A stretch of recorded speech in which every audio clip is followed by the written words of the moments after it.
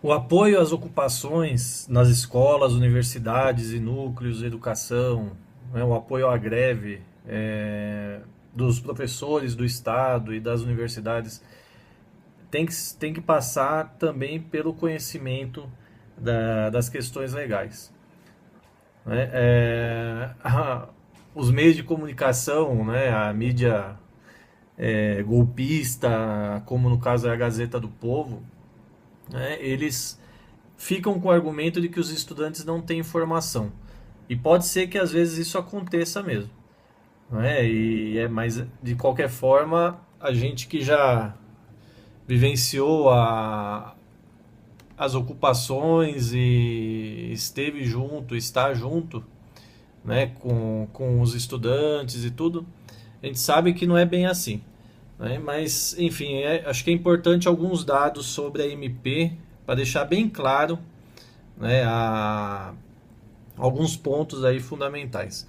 Primeiro, né, a reforma do ensino médio proposta, né, autoritariamente pelo governo golpista e como uma medida provisória, né, ela exigiria uma verdadeira revolução orçamentária no Ministério da Educação.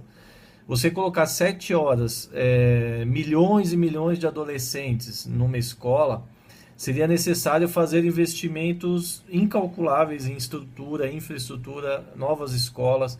Lembrando que as nossas escolas têm 3 turnos, né? E, portanto, fica impossível você pensar a duplicação de estudantes, né, numa escola de 3 turnos. Então, precisaria novas escolas, laboratórios, já que um dos itinerários é a educação profissional, né, a construção de laboratórios, enfim, seria uma revolução orçamentária. Né? E lendo a MP do ensino médio ao lado da PEC 241, né, que regula aí os investimentos em geral, né, a gente sabe que isso não vai acontecer. Né?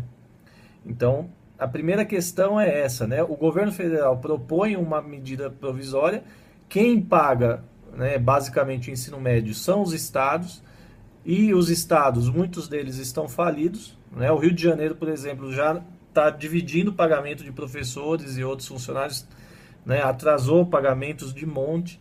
Outro dia, o Rio de Janeiro fechou uma UTI infantil por falta de dinheiro, né? Para você ver aonde que pega. E na própria MP está escrito que tudo vai depender da existência de orçamento. Né? Então, obviamente que financeiramente a reforma é insustentável. Né? Esse é um primeiro argumento importante. Quem faz a reforma é o governo federal, quem banca o ensino médio são os estados que estão falidos. Né? E ao lado disso tem a PEC 241, que é, diz da economia de recursos. Né? Sobre isso é importante dizer o seguinte: o orçamento federal, né, boa parte dele, quase metade dele, vai para o pagamento dos juros da dívida eterna. Né?